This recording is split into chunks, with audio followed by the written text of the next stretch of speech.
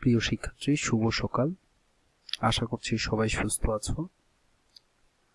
আমরা আমাদের mid term পরীক্ষার একেবারেই 11th আওয়ারে আছি। সো তোমরা বাকি যে সময়টুকু আছে আমাদের যেই অধ্যায়ভিত্তিক প্রিপারেশন নেওয়া শুরু করো। আমি হয়তোবা প্রত্যেক দিন এর পরবর্তী ক্লাসগুলোতে যা করব সেটা হচ্ছে আগের দিন আমি বলে দেব যে এই অধ্যায়ের উপর তোমরা প্রিপারেশন নেবে এবং ওই প্রিপারেশনের উপর তোমাদের ক্লাস টাইমে কিছু সৃজনশীলের কাজকর্ম হবে। ওই সৃজনশীলের কাজগুলো তোমরা করে জমা দিতে হবে। তো সেই ক্ষেত্রে আমাদের বর্তমানে দশম অধ্যায়ের গত ক্লাসে আমরা জ্ঞানমূলক প্রশ্নগুলো নিয়ে পড়াশোনা করেছি। সো আজকের ক্লাসে আমরা কিছু অনুধাবন প্রশ্ন নিয়ে একটু আলোচনা করব। এখানের মধ্যে অনুধাবন প্রশ্নের মধ্যে প্রথম যে প্রশ্নটা সেটি হচ্ছে মানুষের জীবন ও সম্পত্তির ঝুঁকি আর্থিকভাবে মোকাবেলার ব্যবস্থাকে কি বলা হয়? আমরা জানি এই যে এই ব্যবস্থাটাকে বলা হচ্ছে যে বীমা। এখন এই জিনিসটাকে আমাকে ব্যাখ্যা করতে হবে। আমরা জানি বীমা সাধারণত দুই ধরনের হয়ে থাকে, একটা হচ্ছে জীবন বীমা, একটা হচ্ছে সাধারণ বীমা। জীবন বীমা বেসিক্যালি মানুষের জীবনের যেই ঝুঁকি, ওই ঝুঁকির নিশ্চয়তা প্রদান করে থাকে, আর্থিক একটি নিশ্চয়তা প্রদান করে থাকে। এটা কিন্তু কোনো ক্ষতিপূরণ প্রদান করতে পারে না, একটি আর্থিক নিশ্চয়তা প্রদান করে। কিন্তু জীবন ছাড়া আমাদের যে সম্পত্তিগুলো থাকে সেটা হতে পারে গাড়ি, হতে পারে বাড়ি, হতে পারে ফ্যাক্টরি, হতে পারে ব্যবসা। এই ধরনের সম্পত্তিগুলোর যে ক্ষতি সম্পাদন হওয়ার চান্স থাকে, ওই ক্ষতিগুলোর ক্ষতিপূরণ পাওয়ার জন্যই কিন্তু আমরা সাধারণ বীমাগুলো করে থাকি, যেটাকে আমরা সম্পত্তি বীমাও বলে থাকি। তো এইখানে আমাদের ফিন্যান্স বুকের মধ্যে যে জিনিসটা নিয়ে আলোচনা করেছে বা যেভাবে আলোচনা করেছে বলা হচ্ছে আর্থিকভাবে মোকাবেলার ব্যবস্থান বীমা নামে পরিচিত। মানুষের ব্যক্তিগত জীবন ও তার সহায় সম্পদ সকল সময় ঝুঁকি দ্বারা পরিবেষ্টিত হয়ে থাকে।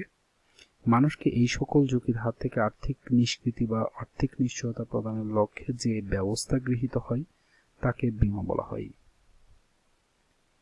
যেখানে এক পক্ষ প্রিমিয়ামের বিনিময়ে অপর পক্ষের নির্দিষ্ট ঝুঁকি নির্দিষ্ট মেয়াদের জন্য বহন করার প্রতিশ্রুতি প্রদান করে।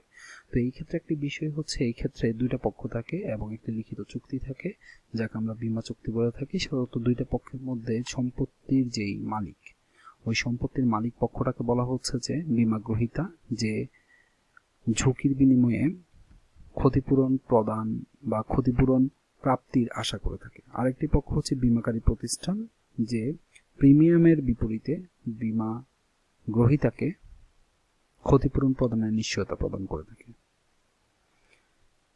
এরপরে যে অনুধাবন প্রশ্নটি রয়েছে সেটাকে বলা হচ্ছে বীমাকে ঝুঁকি বন্টনের যৌথ ব্যবস্থা বলা হয় কেন?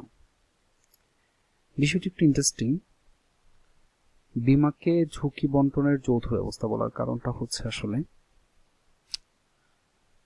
একটু সাধারণভাবে আলোচনা করি আমি। সেটা হচ্ছে, তোমাদের মনে একটা প্রশ্ন আসতে পারে, সেটা হচ্ছে, স্যার এই যে প্রিমিয়ামের বিপরীতে যে ক্ষতিপূরণটা প্রদান করা হচ্ছে, একটু ধরে নাও যে আমি আমার 50 লক্ষ টাকার একটা গাড়ির জন্য বীমা করলাম এবং প্রতি মাসে আমাকে প্রিমিয়াম প্রদান করতে হয়, ধরে নাও 2 লক্ষ টাকা অথবা 5 লক্ষ টাকা। আমি ধরে নিলাম 5 লক্ষ টাকা প্রতি 6 মাস পরে আমাকে 5 লক্ষ টাকা করে বছরে 2 বার আমাকে প্রিমিয়াম প্রদান করতে হয়।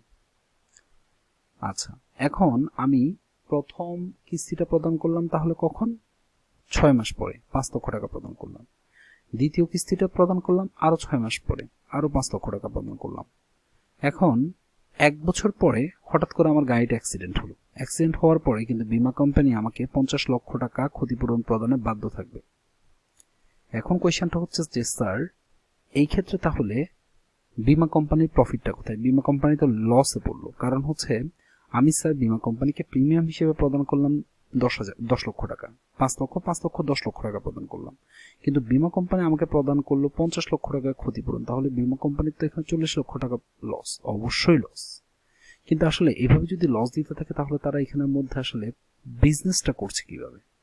বিজনেসটা করছে তারা কিন্তু 1-2জন কাস্টমার নিয়ে বসে নেই। তারা মনে করো এরকম 1000 কাস্টমারের রিস্কটা তারা গ্রহণ করলো এবং 1000 কাস্টমার 6 মাস পরে সবাই কিন্তু 5 লক্ষ টাকা করে। এভাবে চিন্তা করে দেখো 1000 জন থেকে কত কোটি টাকা উঠে আসছে।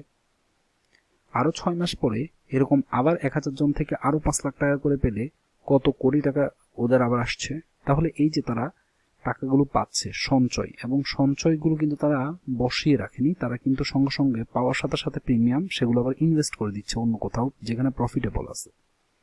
প্রফিটেবল কোনো খাতে ইনভেস্ট করার পরে ওখান থেকে তারা কিন্তু প্রতি মাসে একটি নির্দিষ্ট পরিমাণ প্রফিট পাচ্ছে। ওই প্রফিট থেকে দেখো 1000 জনের কিন্তু একসাথে কিন্তু অ্যাক্সিডেন্ট ঘটছে না বা ঝুঁকি হচ্ছে না, তাহলে এই 1000 জনের টাকাটা কিন্তু সে একাই পাচ্ছে, একা পাওয়ার পরে সে এটা ইনভেস্ট করছে এবং বিশাল অ্যামাউন্টের প্রতি মাসের সে সেখান থেকে ইন্টারেস্ট অথবা প্রফিট গেইন করছে। কিন্তু সেই প্রফিট থেকে সে শুধুমাত্র হয়তোবা বাই চান্স একজনের ক্ষতিপূরণ করতে হচ্ছে। তাহলে দেখো তার যদি এখানের মধ্যে ওই টাকাটা ইনভেস্ট করে তার যদি 1 কোটি টাকা প্রফিট হয়, তাহলে সেখান থেকে সে 2 কিস্তি পরে একজনের একটা গাড়ি অ্যাক্সিডেন্ট হইতেই পারে, সেক্ষেত্রে হয়তো বা তাকে 50 লক্ষ টাকা ক্ষতিপূরণ প্রদান করতে হবে। কিন্তু একসাথে তো সবার আর এখানের মধ্যে ক্ষতি হচ্ছে না বা অ্যাক্সিডেন্ট হচ্ছে না, তাহলে আলটিমেটলি কি দেখা গেল, একজনের গাড়িটা অ্যাক্সিডেন্ট হলো, ওই টাকা ওই ক্ষতিটা সে কি করলো, এই 1000 জনের মধ্যে বন্টন করে দিল। এটাকেই বলা হচ্ছে ঝুঁকি বন্টনের যৌথ ব্যবস্থা হিসেবে বীমা কাজ করে থাকে। সো এই ক্ষেত্রে তারা বলল বীমা হলো একই ধরনের ঝুঁকির সম্মুখীন ব্যক্তিবর্গের মধ্যে ঝুঁকি বন্টনের একটি যৌথ ব্যবস্থা। দেখো এখানে একটি কথা বলছে, একই ধরনের ঝুঁকির সম্মুখীন ব্যক্তিবর্গের মধ্যে, দ্যাট মিনস হচ্ছে 1000 আমার কাস্টমার আছে, বীমাকারীর 1000 কাস্টমার, এরা কিন্তু ওই ব্যক্তিবর্গ, এবং এদের মধ্যে কিন্তু একটা ঝুঁকিটা বন্টন করে দেওয়া হচ্ছে। মানুষের জীবন ও সম্পত্তি সবসময় ঝুঁকি দ্বারা পরিবেষ্টিত, তাই মানুষ এই ঝুঁকি হ্রাসের বিষয়টি নিয়ে প্রথম থেকেই ভাবছে, সহযোগিতামূলক ব্যবস্থা গড়ে তা হ্রাসের চেষ্টা করছে। এরই এক পর্যায়ে বীমা ব্যবসায় গড়ে ওঠে। এক্ষেত্রে ঝুঁকির সম্মুখীন ব্যক্তিবর্গের নিকট থেকে প্রিমিয়াম নিয়ে যাদের প্রকৃতই ক্ষতি ঘটে, দ্যাট মিনস হচ্ছে সবার কাছ থেকে প্রিমিয়াম নিচ্ছে, কিন্তু ক্ষতি ঘটছে হয়তো বা একজন বা দুইজনের ক্ষতি ঘটে, তাদেরকে কার্যত অর্থ প্রদান করা হয়। তাই বীমাকে ঝুঁকি বন্টনের যৌথ ব্যবস্থা বলা হয়। 3 নম্বর অনুধাবনে বলা হচ্ছে বীমা ব্যবসা বাণিজ্যে কতটা গুরুত্বপূর্ণ ভূমিকা পালন করে তা ব্যাখ্যা করো। আসলে বীমা ব্যবসায়ের গুরুত্ব নিয়ে আমরা অলরেডি পড়েছি। বলা হচ্ছে মানুষের জীবন ও সম্পত্তিকে ঘিরে যে বিপদ ও ঝুঁকি বিদ্যমান তার বিরুদ্ধেই সাধারণত আর্থিক প্রতিরক্ষা হিসেবে বীমা ব্যবসায়ের উৎপত্তি।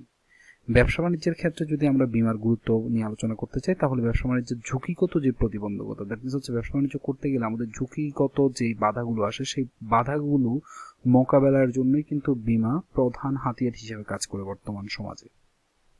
মালামাল পরিবহনে ও যন্ত্র চালনাকালে জাহাজ ডুবে, গুদামে ও কারখানায় আগুন লেগে ক্ষতি একটা সাধারণ বিষয়। এবার চুরি, ডাকাতি, পণ্যমূল্য হ্রাস ইত্যাদি সংশ্লিষ্ট ব্যবসায়ীদের সবসময় ভাবিত করে। এক্ষেত্রে আর্থিক প্রতিরক্ষা ব্যবস্থা করে বীমা স্বাচ্ছন্দ্যে ব্যবসায় চালাতে ব্যবসায়ীদের সাহায্য করে, যে কারণে ব্যবসা বাণিজ্যের বীমা অত্যন্ত গুরুত্বপূর্ণ। সেটা আসলে ব্যবসা বাণিজ্যের ক্ষেত্রে জাস্ট বলতে হবে এমন কোনো কথা না, ব্যবসায়ী বাণিজ্য, এরপর হচ্ছে ব্যক্তি জীবন, দুইটা ক্ষেত্রে কিন্তু বীমা চমৎকার কাজ করে। অর্থনৈতিক ক্ষেত্র কিন্তু বীমা চমৎকার কাজ করে থাকে। এখানে যদিও শুধুমাত্র ব্যবসা বাণিজ্যের কথা বলেছি, যেহেতু আমাদের প্রশ্নটা হচ্ছে 2 নম্বরে, আমরা মেইনলি আসলে বিজনেস নিয়ে আমরা কথা বলছি, সো ওই জন্য ব্যবসা বাণিজ্যের ভিত্তিতে এখানের মধ্যে আনসারটা দেওয়ার চেষ্টা করেছে। তোমরা চেষ্টা করবে যদি তোমাদের লেখার অপশন থাকে বা সুযোগ থাকে, তাহলে তোমরা ব্যক্তি জীবন এবং হচ্ছে ব্যবসায়িক যে বিষয়টা, দুইটাকে টাচ করার চেষ্টা করবা যদি সম্ভব হয়। ওকে, দেন 4 নম্বর যে অনুধাবন প্রশ্নটা, সেটা আমাদের সেটাতে বলা হচ্ছে বীমাযোগ্য স্বার্থ বীমা ব্যবসায়ে গুরুত্বপূর্ণ কেন। আচ্ছা, বীমাযোগ্য স্বার্থ বলতে আসলে কি বোঝায়? বীমাযোগ্য স্বার্থ হচ্ছে ঠিক একটি সম্পত্তির উপর বীমা গ্রহীতার আর্থিক স্বার্থকেই বীমাযোগ্য স্বার্থ বলে। দ্যাট মিনস হচ্ছে আমি যদি কোনো একটি সম্পত্তির উপর বীমা করতে চাই, তাহলে ওই সম্পত্তিটির মালিক কিন্তু আমি হতে হবে। আমি যদি মালিক না হই, তাহলে কিন্তু আমি ওই সম্পত্তিটার উপর বীমা করতে পারবো না। দ্যাট মিনস হচ্ছে তোমার একটি গাড়ি আছে, ওই গাড়িটার উপর কিন্তু ইচ্ছা করলে আমি বীমা করতে পারবো না, কারণ ওই গাড়িটার উপর আমার যেমন মালিকানাও নেই, ঠিক একইভাবে আমার কিন্তু আর্থিক স্বার্থও নেই। ওই জন্য এই জায়গায় বলা হচ্ছে বীমাযোগ্য স্বার্থটা হচ্ছে আর্থিক স্বার্থ থাকতে হবে, বীমা গ্রহীতার আর্থিক স্বার্থটাকেই এখানের মধ্যে বীমাযোগ্য স্বার্থ বলা হয়। সো এই ক্ষেত্রে বীমাযোগ্য স্বার্থের ক্ষেত্রে বলছে বিমাকৃত বিষয়বস্তুতে বীমা গ্রহীতার আর্থিক স্বার্থকে বীমাযোগ্য স্বার্থ বলে। আইন অনুযায়ী বীমা একটি বৈধ ব্যবসা। অসুস্থ মৃত প্রায় কোনো ব্যক্তির জীবন বা অন্যের সম্পত্তি বীমা করে বীমা প্রতিষ্ঠান থেকে অর্থ আদায় করা গেলে তা জুয়া খেলা হতো।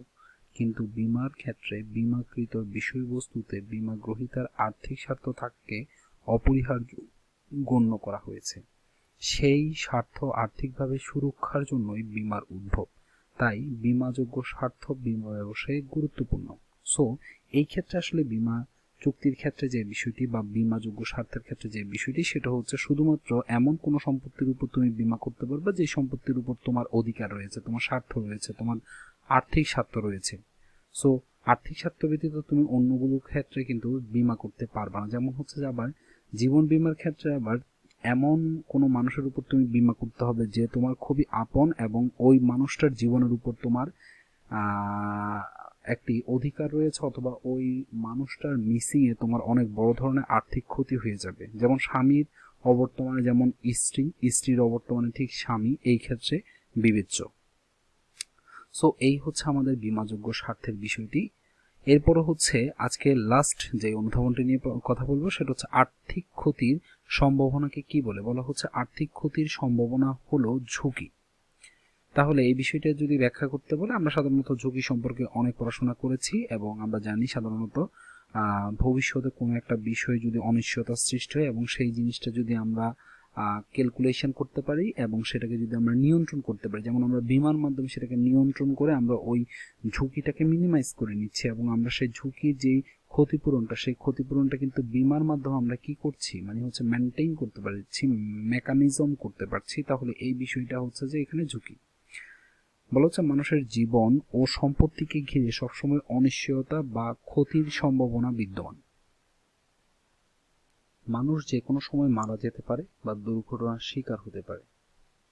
নানান সম্পত্তিও বিভিন্ন ধরনের দুর্ঘটনায় নিপতিত হয়ে ক্ষতি সংঘটিত হতে পারে। দ্যাট মিনস হচ্ছে যে মানুষ কিন্তু যে কোনো সময় মারা যেতে পারে, তবে সেই ক্ষেত্রে যদি আমরা যদি কোনো দুরারোগ্য রোগে ব্যাধিতে যদি হয় তাহলে সেই ক্ষেত্রে মারা যাওয়ার পসিবিলিটিটা অনেক বেড়ে যায়। অথবা যদি বয়স্ক জনিত, যেমন হচ্ছে যে আমার বয়স এখন, যে আমি যে বয়সে এখন বর্তমানে অবস্থান করছি, এই বয়সের চেয়েও আমি একজন মানুষ এবং একজন 60 বছরের একজন মানুষ, দুইজনের মধ্যে যদি আমি মৃত্যুর হার চিন্তা করি তাহলে কিন্তু ওই 60 বছরের মানুষটি মরে যাওয়ার প্রবণতা খুব বেশি। কিন্তু এমনও হতে পারে ওই 60 বছরের মানুষ আরো 5 বছর বাঁচবে, আমি আজকেই মারা যেতে পারি, হতেও পারে, এটা অসম্ভব কিছু না। কিন্তু আমার শারীরিক কন্ডিশন এবং আমার সুস্বাস্থ্যের উপর ভিত্তি করে এখানের মধ্যে একটা অ্যাজিউম করা হচ্ছে যে আমি আরো বেশি, আরো কয়েক দশক বেঁচে থাকার সম্ভাবনা রয়েছে। তাহলে এই যে একটা বিষয়, আবার মারাও যেতে পারি, তাহলে এই যে একটা দোদুল্যমান একটা বিষয়, এগুলো থেকে কিন্তু ঝুঁকির উৎপত্তি হচ্ছে। নানান সম্পত্তিও বিভিন্ন ধরনের দুর্ঘটনায় নিপতিত হয়ে ক্ষতি সংঘটিত হতে পারে। ব্যবসা বাণিজ্য করতে গেলে বিভিন্ন ধরনের দুর্ঘটনা ঘটতেই পারে। পণ্য মূল্য কমে যেও ক্ষতি হতে পারে। দ্যাট মিনস হচ্ছে আমি যে প্রোডাক্টটা বিজনেস করতে যাচ্ছি সেই প্রোডাক্টটা যে কোনো সময় মূল্য কমে যেতে পারে এবং মূল্য কমে গেলে কিন্তু আমি এক ধরনের ক্ষতির, বিশাল ক্ষতির সম্মুখীন হতে পারি। তাহলে এই ধরনের ক্ষতি যে কোনো সময় বিজনেসের কিন্তু আমার ফল ডাউন করতে পারে। এই সকল ক্ষতির সম্ভাবনাই হলো ঝুঁকি এবং তা আর্থিকভাবে পরিমাপযোগ্য হলেই বীমা করা যায়। তাহলে একটু ভালো করে খেয়াল করো, আমরা কিন্তু ফার্স্ট অধ্যায়ে পড়েছিলাম, ফার্স্ট পেপারে পড়েছিলাম যে ঝুঁকির ক্ষেত্রে বলা হচ্ছে যেই আর্থিক অনিশ্চয়তাটা বা যে অনিশ্চয়তাটা আমরা কি করতে পারবো, আমরা ক্যালকুলেট করতে পারবো এবং আমরা মেজার করতে পারবো। ঠিক আছে, ক্যালকুলেট করতে পারবো এবং আমরা কন্ট্রোল করতে পারবো, নিয়ন্ত্রণ করতে পারবো, তাকে কিন্তু আমরা কি বলছিলাম, ঝুঁকি বলছিলাম। বলা হচ্ছে এই সকল ক্ষতির সম্ভাবনাই হলো ঝুঁকি এবং তা আর্থিকভাবে পরিমাপযোগ্য হলেই বীমা করা যায়। অর্থাৎ বীমা কোম্পানি সেই ক্ষেত্রে আর্থিক প্রতিরক্ষা ব্যবস্থা করে থাকে। দ্যাট মিনস হচ্ছে বীমাকারী প্রতিষ্ঠান সবসময় এই ক্ষেত্রে যে বীমা গ্রহীতার যে আর্থিক যেই ক্ষতিটা হচ্ছে সেই ক্ষতিপূরণ প্রদান করার জন্য সবচেয়ে বেশি পরিমাণে সচেষ্ট থাকে। তাহলে এই হচ্ছে আমাদের আর্থিক ক্ষতির সম্ভাবনাকে কি বলে এবং ব্যাখ্যা করো, বা ঝুঁকি বলতে কি বোঝায় যদি সেটা ব্যাখ্যা করতে বলে। সেটা আসলে ঝুঁকিটাকে মেনটেইন করেই কিন্তু তোমাকে ব্যবসা করতে হবে। ব্যবসা করতে গেলে তোমাকে ঝুঁকিটা গ্রহণ করতে হবে। আর ঝুঁকিটাকে কিভাবে আমরা সবচেয়ে মিনিমাইজ করে আমাদের প্রফিটটাকে ম্যাক্সিমাইজ করতে পারবো সেটাই কিন্তু ব্যবসায়ের মেকানিজম। ওকে, আর সেক্ষেত্রে থেকে বিমার উৎপত্তি। সো ধন্যবাদ স্টুডেন্টরা আজকের ক্লাসটি মনোযোগ সহকারে অনুধাবন করার জন্য। ভালো থাকো, সুস্থ থাকো, ধন্যবাদ সবাইকে।